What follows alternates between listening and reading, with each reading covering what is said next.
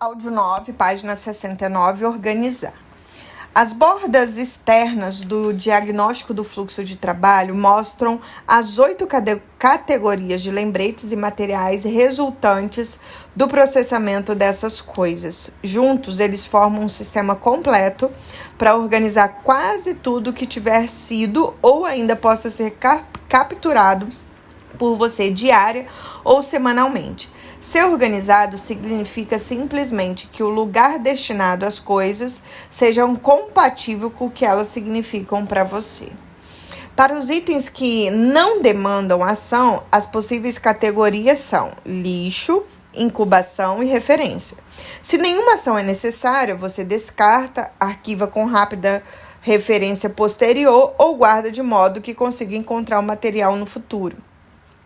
Para lidar com os itens que demandam ação, você precisa de uma lista de projetos, armazenamento ou arquivo para planos e materiais de projetos, um calendário, uma lista de lembrete de próximas ações, uma lista de lembrete de aguardando resposta.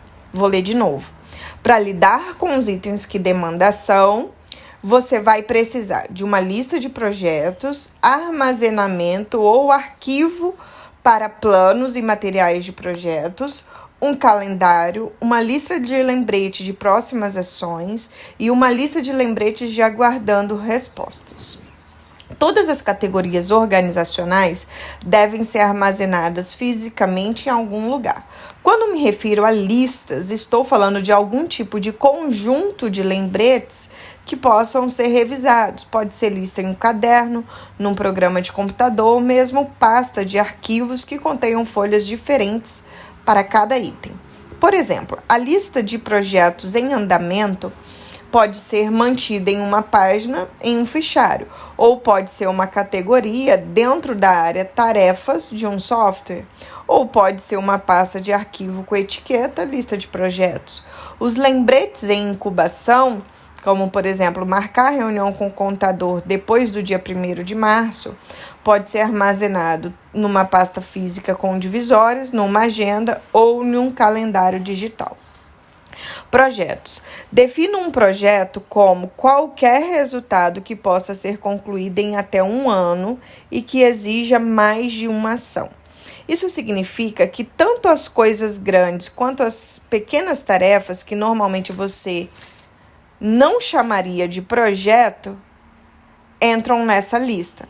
O raciocínio é o seguinte: se apenas uma ação não é suficiente para atingir o resultado desejado, será necessário estabelecer um tipo de lembrete de que ainda há algo a ser feito. Se houver marcadores para lembrá-los, a pendência voltará para sua cabeça. Se não houver, o prazo é de 1 ano, porque qualquer coisa que se comprometa a terminar nesse período deve ser revisada semanalmente para que você se sinta confortável. Outra forma de pensar nisso é como uma lista de laços abertos, não importa o tamanho. Uma lista parcial de projetos.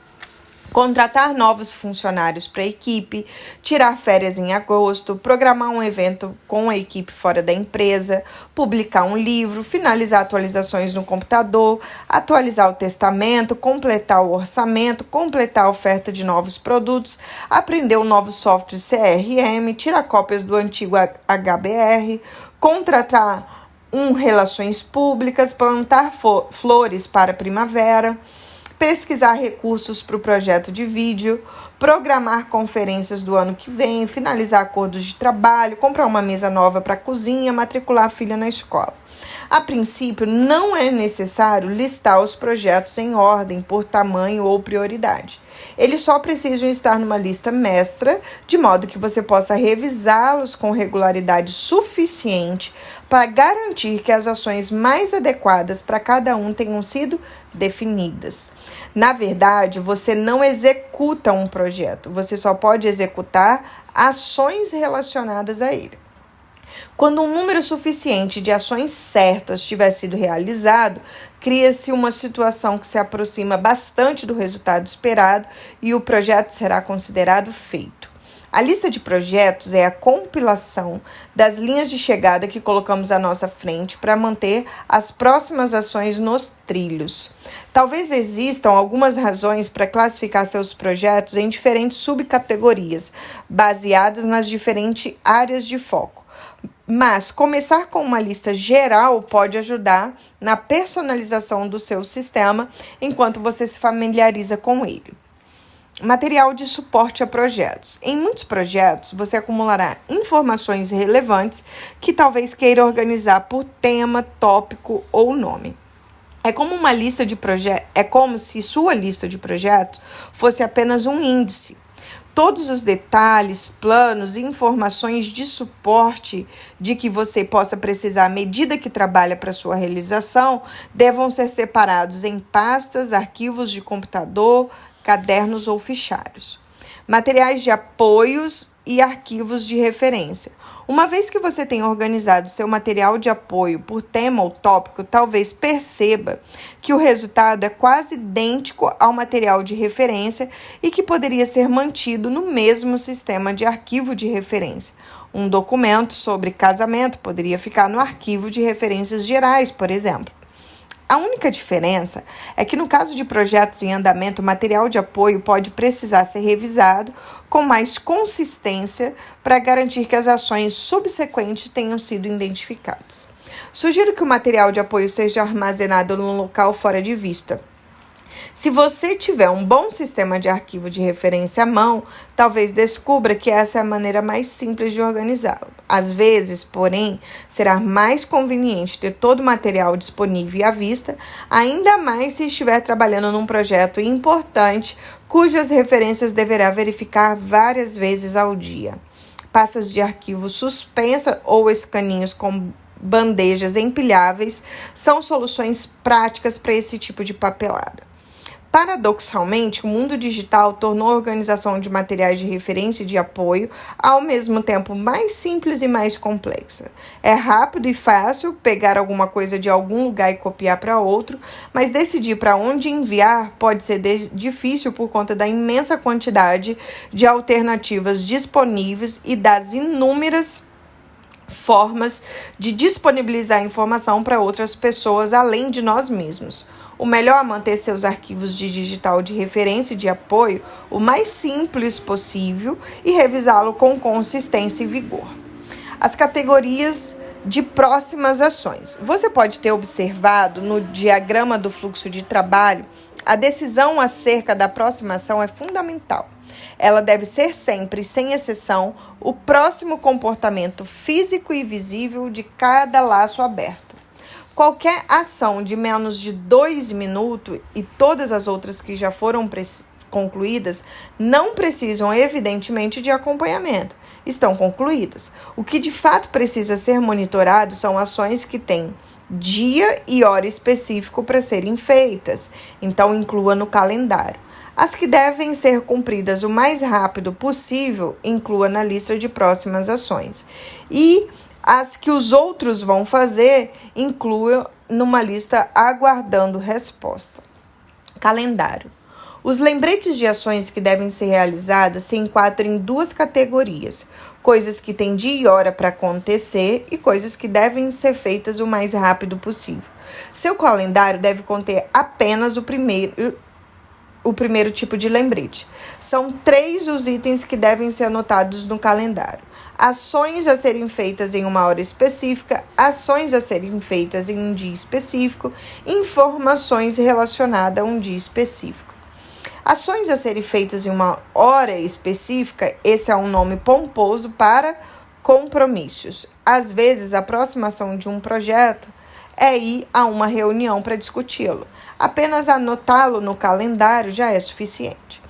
Ações a serem feitas em um dia específico são ações que devem ser feitas em algum momento de determinado dia, mas não necessariamente com hora marcada. Talvez tenha dito ao Miyoko que ligará para ele na sexta-feira para falar sobre o relatório que lhe enviará na quinta. Antes disso, ela não terá o relatório e vai viajar para fora do país no sábado. Portanto, sexta é a janela temporal para praticar essa ação, mas pode ser a qualquer hora. Então, a ligação deve ser anotada no calendário para sexta-feira, mas sem horário específico, desde que seja feita no dia.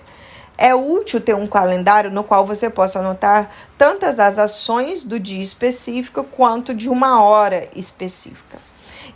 Informações relacionadas a um dia específico.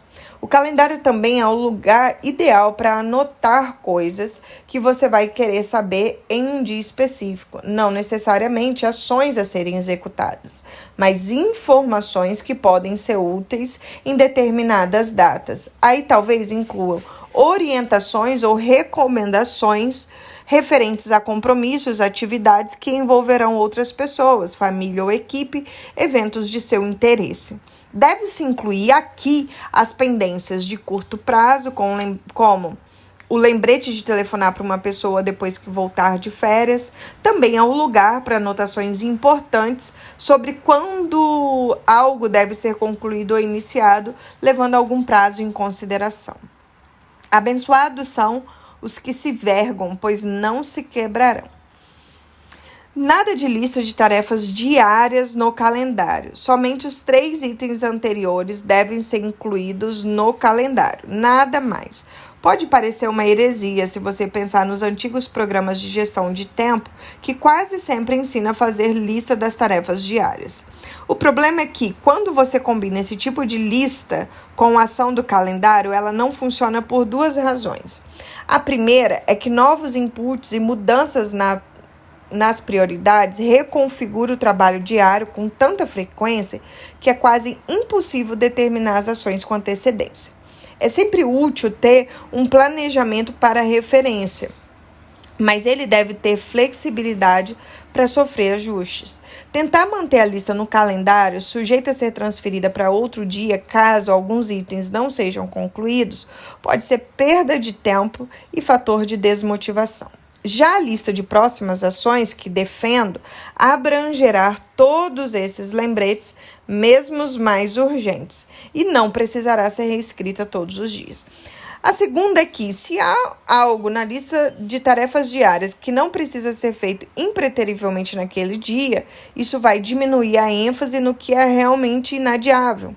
Eu tenho que ligar para o Miyoko na sexta-feira, porque esse é o único dia que ele estará disponível. Mas incluir outros 5 telefonemas menos relevantes e mais flexíveis, talvez na correria do dia, eu não consiga ligar para o Miyoko. Eu teria que sobrecarregar meu cérebro com um lembrete de que esse é o único telefonema inadiável. Dessa forma, o sistema não estaria sendo utilizado de maneira adequada. De acordo com a minha proposta, o calendário deve ser sagrado. Ao incluir uma ação nele, ele deve ser feita naquele dia ou naquela hora, ou não ser feita. As únicas alterações devem ser decorrentes de mudanças nos compromissos. Dito isso, não há nada de errado em criar uma lista pequena, rápida e informal do tipo: se tiver tempo, eu gostaria de... extraída do inventário de próximas ações. Ela só não pode ser confundida com suas ações inadiáveis e obrigatórias, e deve ser tratada com flexibilidade suficiente para ser descartada ou modificada conforme as atividades diárias forem sendo alteradas. A lista de próximas ações. Então, para onde vão todos os lembretes de ações? Para a lista de próximas ações, que junto com o calendário é o cerne de organização e da orientação para o gerenciamento de ações diárias. Qualquer ação identificada que não possa ser delegada e que leve mais de 2 minutos para ser feita, precisa ser registrada em algum lugar. Ligar para Jim Smith para marcar uma reunião de orçamento, enviar um e-mail com notícias para a família e amigos, esboçar ideias sobre a convenção anual de vendas, são alguns tipos de lembrete de ações que podem ser mantidos em listas adequadas a serem acessadas com opções do que faremos em um momento qualquer. Se você tem apenas 20 ou 30 ações desse tipo, pode ser uma boa ideia mantê-la numa única lista rotulada com próximas ações, que você vai revisar sempre que tiver algum tempo livre. Para a maioria de nós, entretanto, é mais provável que o número seja entre 50 a 150.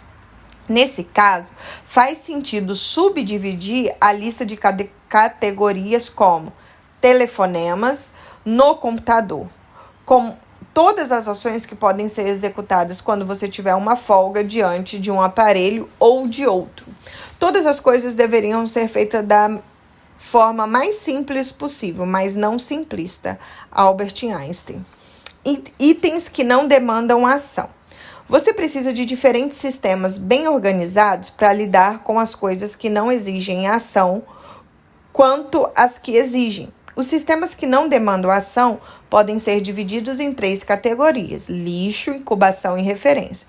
Lixo, essa categoria é autoexplicativa. Descarte, rasgue ou recicle qualquer coisa que não tenha potencial de se tornar uma ação no futuro, nem valor como referência. Se você deixar essa tralha misturada às outras categorias, ela comprometerá o sistema e prejudicará a clareza do ambiente. Incubação. Além do lixo, há 2 grupos de coisas que não exigem ação imediata, mas que você quer guardar. Aqui, mais uma vez, é fundamental que separe os itens que não demandam ação dos que demandam. Senão, você ficará perdido em meias pilhas, pastas e listas, sem saber por onde começar e o que fazer. Digamos que você leia algo em uma newsletter que dê uma ideia sobre um projeto que pode querer realizar um dia, mas não agora. Você vai querer ser lembrado disso mais tarde para que avalie a possibilidade de fazer algo a respeito no futuro. Ou então você recebe informações sobre a próxima temporada de uma orquestra sinfônica, mas o programa de que de fato lhe interessa só será apresentado daqui a 4 meses, muito longe de você tomar alguma atitude. Mas se você estiver na cidade, você gostaria de ir? O que você deveria fazer nesse caso? Há 2 ferramentas de incubação que podem funcionar nessa situação. Algum dia, talvez, e o arquivo referência rápida.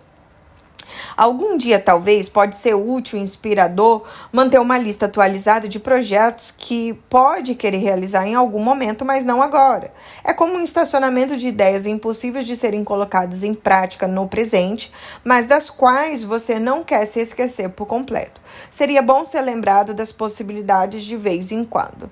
Uma lista típica de algum dia, talvez. Comprar um veleiro, aprender espanhol, fazer um curso, reformar a cozinha, montar uma adega, passar um mês na Toscana, publicar minha autobiografia, construir um lago de carpas, entre outros. Esses são itens do tipo projetos que posso querer realizar, mas não agora, e do quais quero ser lembrado de vez em quando. Para tirar o máximo de proveito dessa lista, você deverá revisá-lo de tempos em tempos. Sugiro que inclua um exame rápido desse conteúdo em sua revisão semanal. É provável que você tenha outros tipos de informações parecidos com algum dia, talvez, mas que só precisam de revisão quando for engajar num tipo específico de atividade. Essa lista seria mais ou menos assim: livros a ler, vinhos a provar, receitas a experimentar, filmes a ver, viagens de fim de semana a fazer, atividades das quais as crianças podem gostar, seminários para assistir, sites para visitar. Esses tipos de lembrete podem ampliar bastante sua criatividade. Vale muito a pena ter uma ferramenta organizacional que permita criar com facilidade listas como essas. Arquivo de referência rápida, sistema Tickler. Um segundo tipo de coisas a incubar são aquelas de que você não quer nem precisa ser lembrado até determinada data no futuro. Uma versão mais elegante desse recurso é o arquivo de referência rápida, sistema Tickler, às vezes chamado de arquivo suspenso, arquivo de acompanhamento ou arquivo perpétuo. Trata-se de um sistema que lhe permite literalmente enviar algo para você mesmo e recebê-lo em determinada data no futuro. Seu calendário pode cumprir essa função. No dia 5 de março, por exemplo, você pode anotar um lembrete para si mesmo de que tem que pagar o imposto de renda em um mês, ou registrar no dia 12 de setembro que o balé vai apresentar o Lago dos Cisnes em 6 semanas no Teatro Municipal. Para mais detalhes, consulte o capítulo 7. Material de referência. Muitas coisas que chegam a você, talvez não demandem ação, mas têm valor intrínseco com informação. Você vai querer manter e recuperar esses itens quando necessário. Eles podem ser armazenados em papel ou digitalmente. O material em papel, qualquer coisa, desde o cardápio de um restaurante até projetos, desenhos e dados de fornecedores para a reforma do escritório, é mais bem armazenado em sistemas eficientes, físicos ou digitais de fácil acesso. Esse sistema podem abranger desde fichários de folhas soltas e cadernos até gaveteiros de pastas suspensas. Embora cada vez mais informações digitais, manter as versões impressas às vezes pode ser a maneira mais eficaz de armazená-las e revisá-las. O armazenamento eletrônico pode incluir tudo, desde dados das nuvens até pastas no computador ou em aplicativos ou softwares de comunicação. O mais importante aqui é que o material de referência seja exatamente isso. Informações que podem ser acessadas com facilidade quando necessárias. Esse sistema, em geral, se divide em dois: armazenamento específico por tópico e área e arquivos de referências gerais. Armazenamento específico por tópico e por área normalmente se autodefine no que diz respeito à forma como são armazenados. Exemplo: uma gaveta com pastas dedicada a contratos organizados por datas, uma gaveta contendo apenas informações confidenciais sobre a remuneração dos funcionários, uma série de armário para casos jurídicos encerrados que podem precisar ser consultados em ações judiciais futuras, ou um banco de dados de gerenciamento de clientes com histórico de clientes reais e potenciais. Arquivo de referências gerais. O segundo tipo é o que você deve ter sempre à mão para armazenar informações avulsas que não se encaixem em nenhuma das outras categorias. Você precisa de um lugar para guardar manuais eletrônicos, suas anotações das reuniões sobre um projeto e os itens que você tocou a voltar na última viagem. A falta de um bom arquivo de referências gerais pode ser um dos maiores gargalos na implementação de um sistema de gerenciamento pessoal eficiente. Se o arquivamento e armazenamento não forem fáceis e rápidos e até divertidos, você tenderá a amontoar, empilhar e acumular material em vez de guardá-los adequadamente. Se o material de referência não estiver bem delimitado, a fronteira entre a demanda ou não ação ficará visual e psicologicamente indefinida e sua mente ficará paralisada. Estabelecer um sistema bom e funcional para esse tipo de material é fundamental para garantir a produtividade sem estresse. Vamos analisar esse assunto com mais detalhes no capítulo 7.